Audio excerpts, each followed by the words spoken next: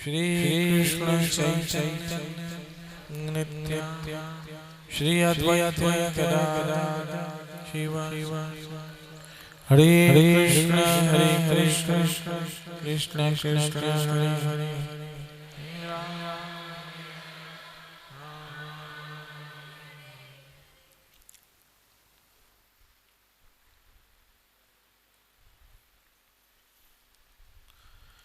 नारायणं नमस्कृत्य नरं चैव नरोत्तमं देवीं सरस्वतीं व्यासं ततो जयमुदीरयेत्।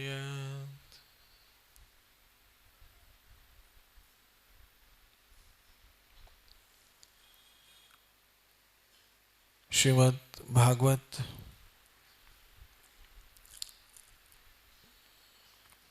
चौथा स्कंद और 8वां अध्याय।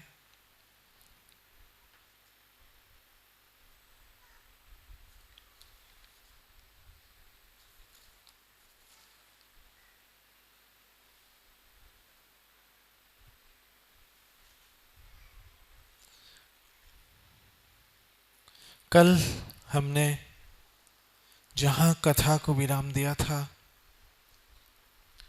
दुरु महाराज ने नारद मुनि से कहा कि आपने ये दुखों से छूटने का एक अच्छा उपाय बताया है, लेकिन मेरी बुद्धि और मेरा स्वभाव ऐसा नहीं है कि इस बात को मैं समझ पाऊं। तब नारद मुनि ने जो कहा, नारद मुनि ने कहा, हे बेटा, तुम्हारी माता सुनीति ने तुम्हें जो बताया वही तुम्हारे लिए परम कल्याण का है। बहनों, माताओं, मित्रों, एक बात याद रखिए कि हम सब अपनी अपनी बुद्धि से अपना कल्याण चाहते हैं। अपना बुरा हम कोई नहीं चाहते हैं, सब अपना अच्छा चाहते हैं।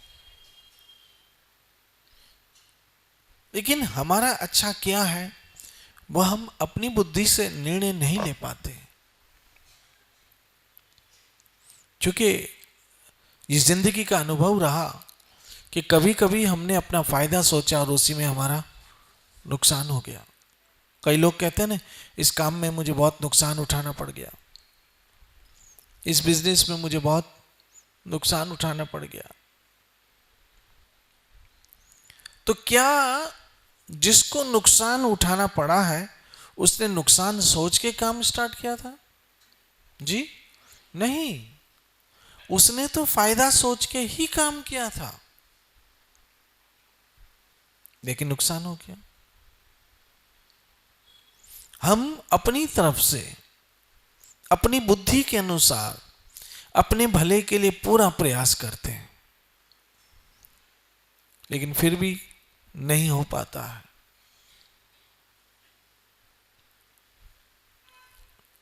नहीं हो पाता।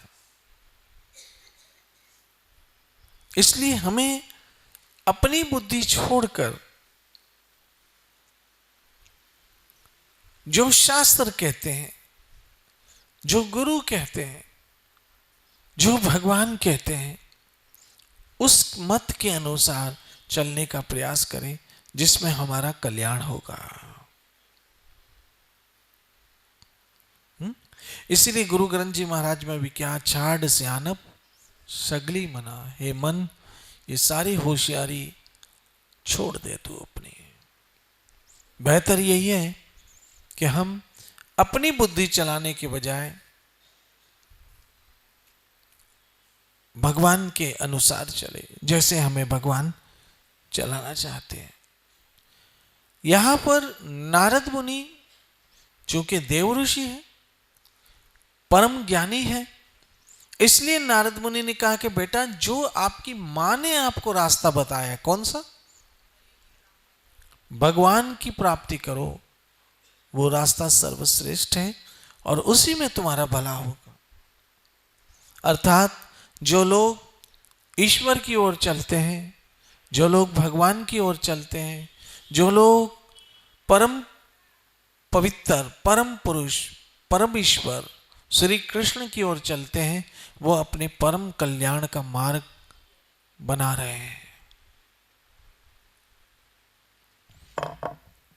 यहां पर देखिए नारद मुनि क्या कह रहे हैं, समझने की बात है। भगवान वासुदेव ही एकमात्र उपाय है। श्री कृष्ण वासुदेव अर्थात कृष्ण वसुदेव का पुत्र जो इस लीला में हुआ भागवत की, इसलिए कृष्ण का नाम क्या है? हम कहते हैं ना, कृष्णाय वासुदेवाय देवकी नंदनाय च नंद गोप कुमाराय गोविंदाय कृष्णाय वासुदेवाय, कृष्णाय वासुदेवाय। हमारा परम कल्याण श्री कृष्ण की श्री चरणों के आश्रय में है। इसलिए एकमात्र उपाय क्या है? दुखों से छूटने का एकमात्र उपाय है श्री कृष्ण। श्री कृष्ण एकमात्र दुखों से छूटने का उपाय है। ये मैं नहीं कह रहा हूं, ये भागवत में नारद मुनि कह रहे हैं। इसलिए तू हे पुत्र, नारद मुनि कह रहे हैं ध्रुव महाराज से, अपना चित्त लगा के उन्हीं का भजन कर। हे ध्रुव, यदि वास्तव में सुख चाहते हो तो उन्हीं का भजन करो, उन्हीं का भजन करो, उन्हीं का भजन करो। हरे कृष्ण कृष्ण कृष्ण हरे हरे। एक बात याद रखो, आने वाले कल में हमारे साथ क्या होने वाला हो हम नहीं जानते।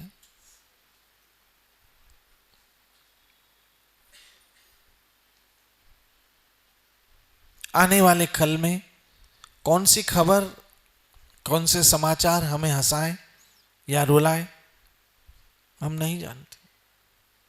कौन सी घटना हमें हंसाए और कौन सी घटना हमें रुलाए हम ये भी नहीं जानते।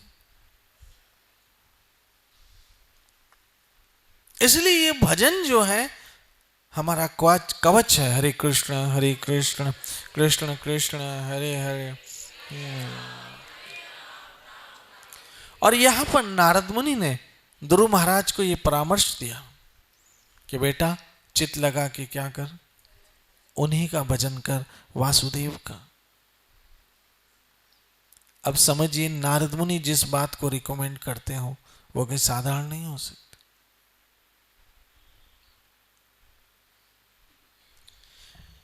जिस पुरुष को नारद मुनि आगे कह रहे हैं, और मैं चाहता हूं ये मैं पूरा पढ़ूं क्योंकि किसी साधारण व्यक्ति का उपदेश नहीं है, ये देव ऋषि नारद मुनि का। हमने देखा होगा भागवत सप्ताह होते हैं और 7 दिन के अंदर कथा को पूरी करनी होती है, इसलिए पहला दूसरा तीसरा अध्याय उड़ा देते हवा में, चौथा पांचवा अध्याय भी ऐसी शॉर्ट में ऊपर से चलती गाड़ी। फिर 10वां अध्याय को थोड़ा सा डिटेल में लेते हैं, वो भी थोड़ा सा, और 11वें 12वें को पूरा करके समाप्त, और भागवत हो गई। सुनने वाले भी खुश कि हमने भागवत सुनी, सुनाने वाले भी खुश कि हमने भागवत सुनाई। भागवत तो प्रेम ग्रंथ है, भागवत मुक्ति का ग्रंथ है, भागवत ज्ञान का ग्रंथ है, भागवत आनंद का ग्रंथ है, भागवत भागवतों का ग्रंथ है।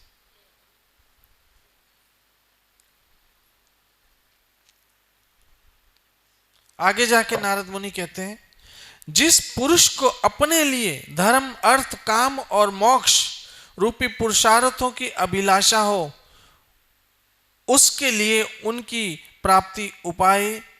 प्राप्ति का उपाय एकमात्र श्री हरि के चरण कमलों की सेवा ही है। जो चाहते हैं चार पुरुषार्थ, कौन कौन से? धर्म, अर्थ, काम और मोक्ष। जो लोग चाहते हैं उनको चाहिए कि एकमात्र श्री हरि की सेवा करें, श्री हरि की सेवा करें।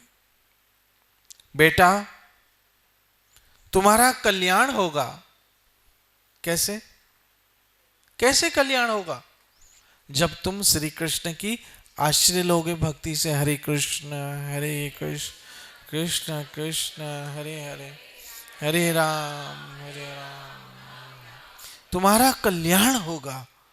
अब देखिए, नारद मुनि भागवत में जो कह रहे हैं उससे बड़ा कोई मत नहीं है। इसलिए हमें समझना चाहिए कि हमारा कल्याण एकमात्र श्री हरि भगवान श्री कृष्ण की भक्ति सेवा में ही है।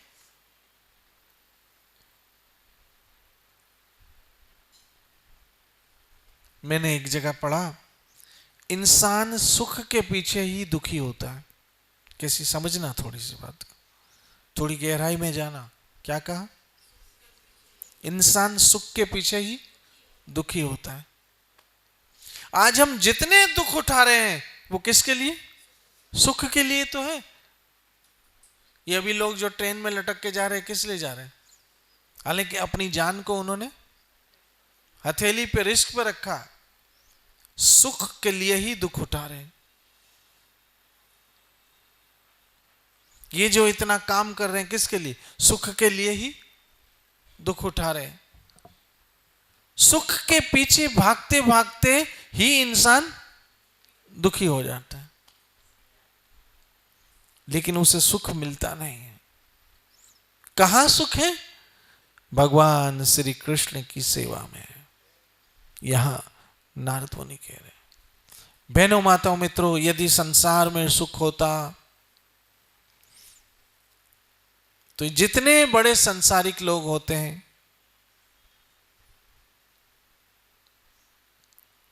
मैं उस दिन अचानक मेरे दिमाग में विचार आया कि एक धनवान व्यक्ति के विषय में सोच रहा था, जिसके लिए कहते हैं कि ये भारत का ही नहीं, विश्व के धन वालों में से एक व्यक्ति है। तो मैं सोच रहा था कि इसकी सिक्योरिटी कैसी होगी, इसका घर कैसा होगा, इसके नौकर चाकर कितने होंगे, ये सोच रहा था।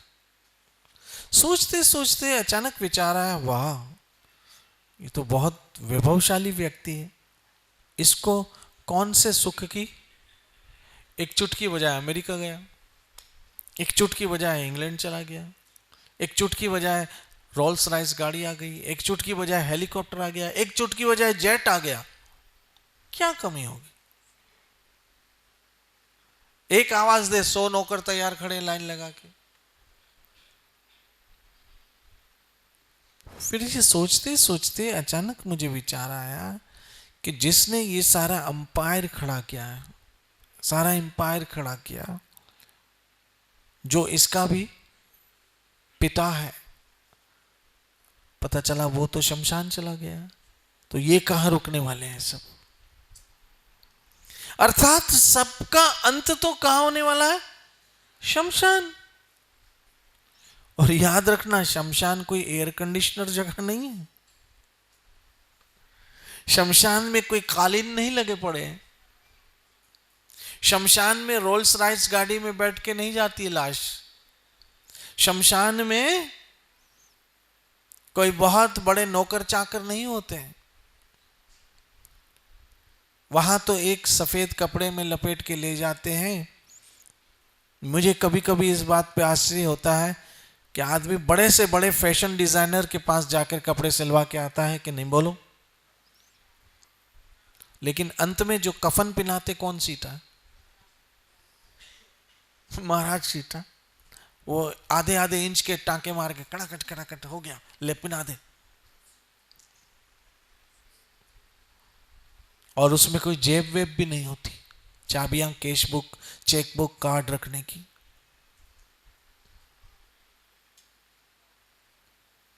इसलिए समझदारी यही है कि जो संत जो शास्त्र, जो महापुरुष कहते हैं, यहां पर नारद मुनि कह रहे हैं तुम्हारा एकमात्र कल्याण श्री हरि के श्री चरणों के आश्रय है भाई, समझ लो। मैं आप सब माताओं से कहता हूं, सब पुरुषों से एक बात कहता हूं, आज आपके इर्द गिर्द हो सकता पूरा घर भरा हो, लेकिन अंदर से हम सब अकेले हैं, याद रखना। आज हो सकता है हमारे इर्द गिर्द हमारे बच्चे भी हो, हमारी पत्नी भी हो, हमारे पति भी हो, हमारे पड़ोसी अड़ोसी बहन भाई पूरा घर भरा हो, लेकिन अंदर से हम बिल्कुल अकेले हैं। और वो अकेलेपन का बोझ जैसे जैसे बुढ़ापा आ रहा है बढ़ रहा है। वो अकेलेपन का एहसास जैसे जैसे शरीर बीमार हो रहा है ज्यादा एहसास हो रहा है। शरीर अच्छा था, तंदुरुस्त था तो कहीं बाहर चक्कर लगा के भी आ जाते थे, थोड़ी देर टाइम पास हो जाता था। अब हिलने के लायक नहीं है, उस अकेलेपन का एहसास ज्यादा हो गया है। और एक बात बताऊं, उस अकेलेपन में क्या हो रहा है, सारे कर्म याद आ रहे हैं, सारे कर्म याद आ रहे हैं। ओ मैंने ये भी किया, मैंने ये भी किया, मैंने वो भी किया, मैंने ये भी किया, और फिर खुद ही को कोसते भी हैं, काश मैंने ये सब न किया हो। मैं आपसे यही रिक्वेस्ट प्रार्थना करता हूं कि उस अकेलेपन में ऐसा कुछ न करना कि जब खुद को कोसना पड़े।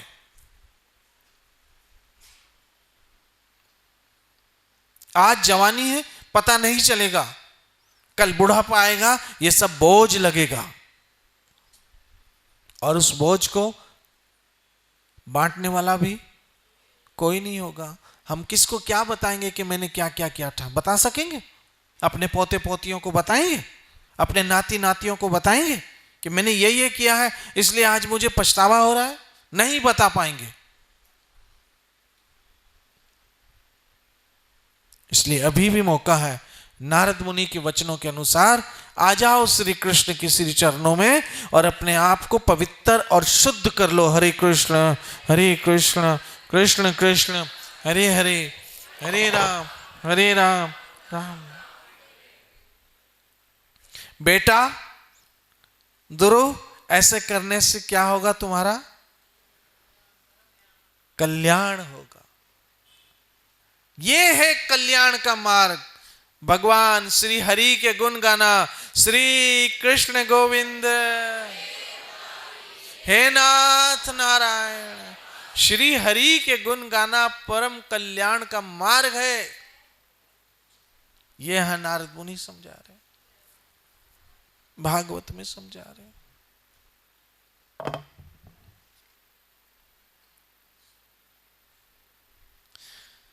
अब तू श्री यमुना जी के तट पर जाओ। अब क्या बता रहे हैं रास्ता नारद मुनि? क्यों कि नारद मुनि सोचते हैं कि ये बच्चा ऐसे ही जंगल में जाता रहा तो एक दिन ऐसे वैशी जानवर इसको खा जाएंगे। रुक जाओ और मैं जहां बताऊं वहां जाओ। ये होते हैं गुरु महाराज, जो सही जगह का सही ठिकाना बताते हैं और सही जगह भेजते हैं। मैं जहां बोलूं वहां जाओ। कहां भटक रहे हो? यहां ईश्वर मिलने वाला नहीं है। यही हमारे साथ मुसीबत है कि हम अपने स्वार्थ और अपनी मर्जी के कारण इधर उधर भटकते हैं, लेकिन वहां भटकने से ईश्वर मिलने वाला नहीं है। जो सही रास्ता है वहां जाओ, जहां जमुना बहती है। श्री राधे, जहां जमुना बहती है।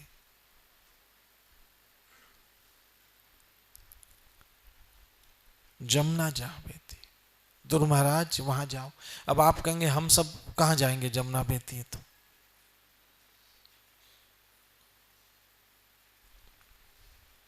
हम कहाँ जाएं, जमुना बहती हो, हमारे तो बच्चों के नाक बहते हैं, वो साफ करने का टाइम नहीं मिलता, जमुना बहती वहां जाएंगे। मैं आपको बताऊंगा, आप भी जा सकते हो।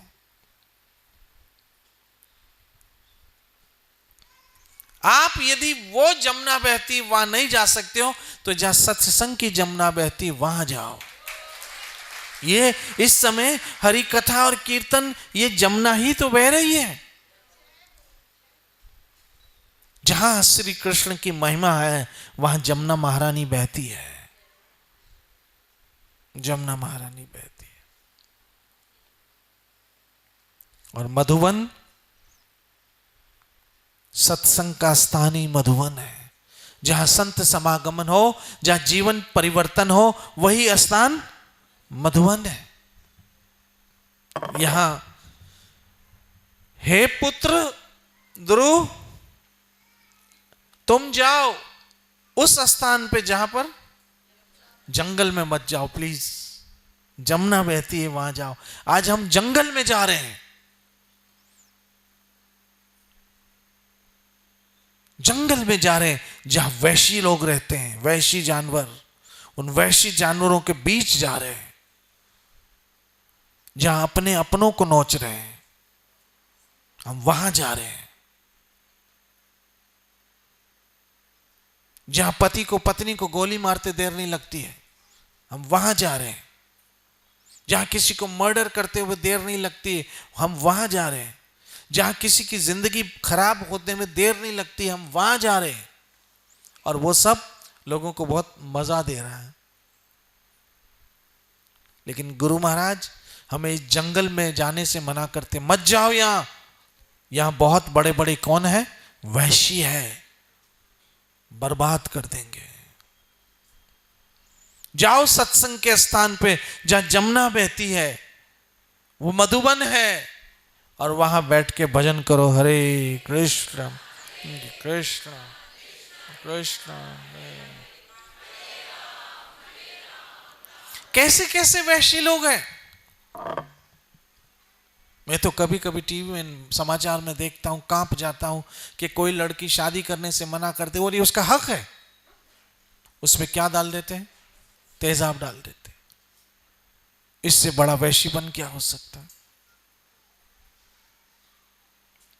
ये तो मैं ऐसी बातें कह रहा हूं जो कहने के लायक है, बहुत सारी ऐसी बातें जो कहने के लायक भी नहीं है। इतने लोग वैश्य हैं। इस जंगल से गुरु महाराज बचाते हैं। यहां नारद मुनि कह रहे, बेटा यहां मत जाओ प्लीज, आगे मत बढ़ना इस जंगल में। मैं अपने बच्चों से भी कह रहा हूं, आगे मत बढ़ना इस जंगल में, बड़े बड़े वैशी हैं यहां। नशा एक बहुत बड़ा वैशी है, जुआ एक बहुत बड़ा वैशी है, और बहुत सारे व्यभिचार बहुत बड़ा वैशी है, जो आपको नोच के खा जाएगा और जिंदगी तबाह कर देगा। मत जाना इस जंगल में, क्योंकि एक बार इस जंगल में घुस गए फिर राह ढूंढना बड़ा भारी पड़ जाएगा, बहुत मुश्किल पड़ जाएगा। वापसी का रास्ता है ही नहीं, सिवाय बर्बादी और तबाही के कुछ नहीं है इस जंगल में। इसलिए नारद मुनि कह रहे, वहां जाओ जहां जमुना बहती है, श्री कृष्ण के प्रेम की जमुना, जहां मधुबन है, जहां हरि कथा होती है। ये इस समय मधुबन है, क्योंकि यहां श्री हरि की महिमा हो रही है। आप अपने घर में यदि कथा सुनते हो तो आपका घर मधुबन है, और आपके घर में वो भक्ति की यमुना बह रही है। जंगल से वैश्यों से सदगुरु बचाते हैं और भेज देते हैं ऐसे रमणीक स्थान पे। मधुबन जाओ बेटा, वहां पर श्री हरि का नित्य निवास, नित्य निवास। ना हम वसामी वैकुंठे, अरे नारद, क्योंकि नारद को ही अपना एड्रेस भगवान ने बताया था, है ना श्लोक भागवत का, हे नारद ना हम वसामी वैकुंठे, मैं वैकुंठ में नहीं रहता हूं। जहां मेरे भक्त मिलके मेरा भजन करते हैं, हरे कृष्णा कृष्ण कृष्ण हरे हरे। जहां मेरे भक्त मिलके भजन करते हैं। बहनों, ये माताओं, ये भजन मिलके करने की बड़ी महिमा है। आप देखोगे भागवत में कैसे सुन रहे हैं, सब संत साधु महात्मा मिलके सुन रहे हैं। कहां पर? निमिषारण्य में, या कहां पर? भागवत कहां सुनाई थी?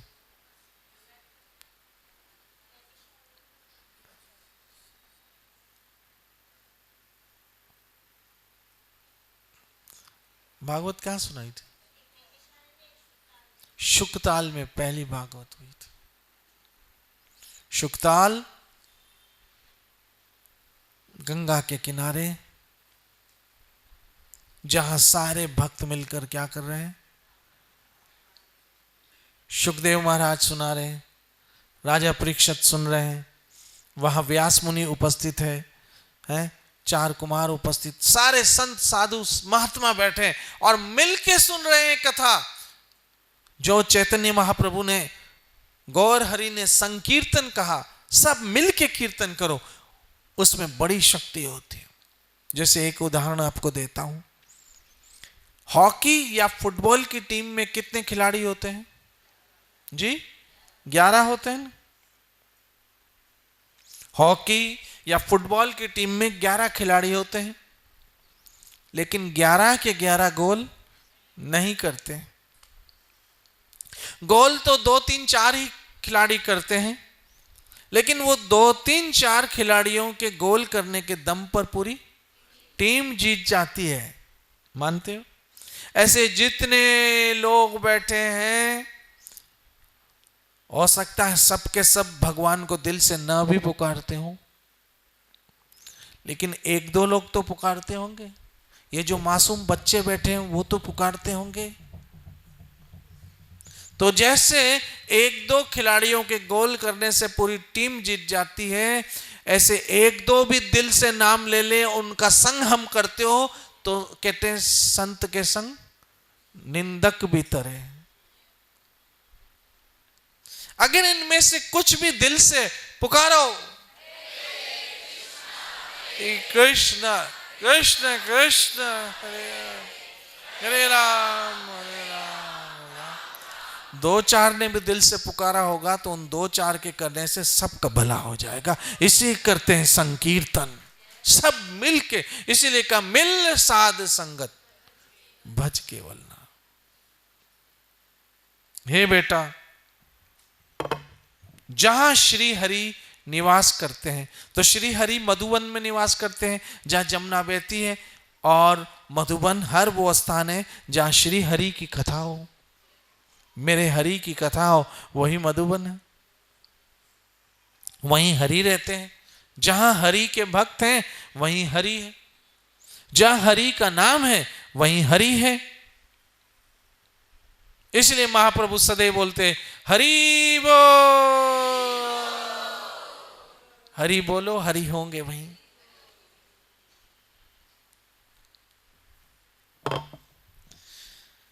श्री हरि वह नित्य निवास करते हैं। कहां पर? मधुबन। हमारे ब्रिज के कितने वन हैं?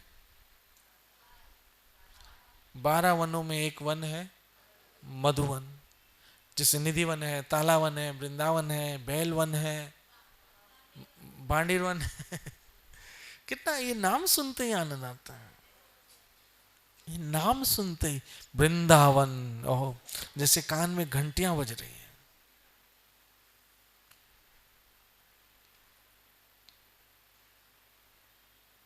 वृंदावन, कान में घंटियां बजती।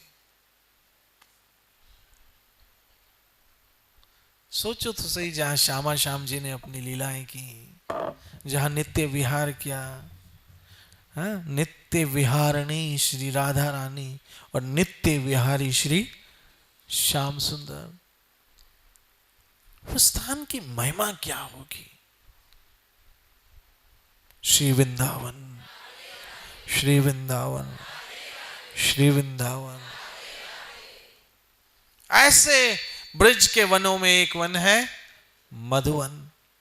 आपने नहीं सुना वो गाना, मधुवन में राधिका नाची, गिरधर की मुरलिया माज। वहां गिरधर की मुरलिया नित्य बजती है, इसलिए नारद मुनि ने कहा जाओ मधुवन चले जाओ, क्योंकि ब्रज वो स्थान है जहां भक्ति महारानी भी वृद्ध से जवान हो गई। जिनकी भक्ति वृद्ध हो गई है, जाओ वृंदावन, फिर से आपकी भक्ति जवान तरुण अवस्था में आ जाएगी। ज्ञान वैराग्य जो मूर्छित हो गए हैं, वो भी वृंदावन में जाके होश में आ जाएंगे। एक बात याद रखना, जीवेरा सब रूप नित्य कृष्ण दास। ही कृष्ण सब ही कृष्ण के दास है, सारे जीव भगवान के अंश हैं, लेकिन उनका ज्ञान सो गया। ज्ञान और वैराग्य सबका सो गया है, क्योंकि उनकी भक्ति कैसी हो गई है? बूढ़ी हो गई है, भक्ति करते ही नहीं है। बूढ़ा आदमी चल फिर नहीं सकता, इसलिए उनकी भक्ति चलती ही नहीं है, वो संसार में खो गए।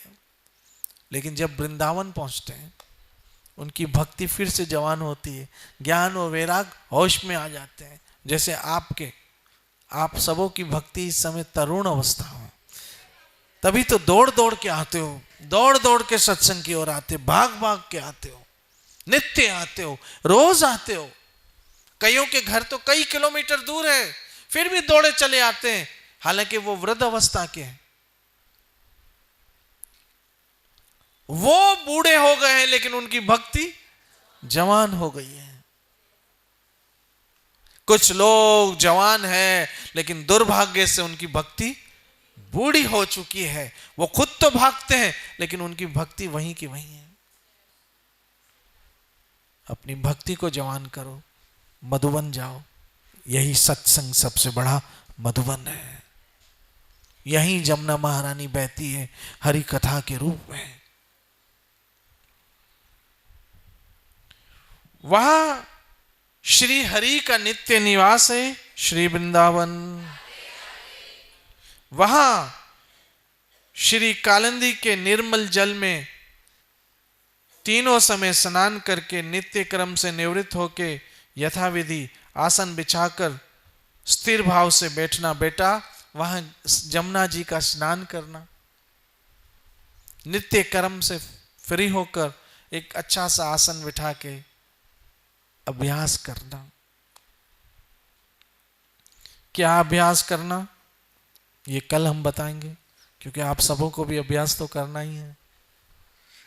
और अगर नारद मुनि के बताए हुए रास्ते से अभ्यास करोगे तो क्या बात है। हम लोग कभी कभी किसी बड़े इंस्टीट्यूट में जाते हैं तो कहते हैं ये बाहर से, वो क्या बोलते हैं, फैकल्टी, तो ध्यान से सुनो, ये बहुत एक्सपर्ट है। तो भक्ति में नारद मुनि से ज्यादा कौन एक्सपर्ट हो सकता है?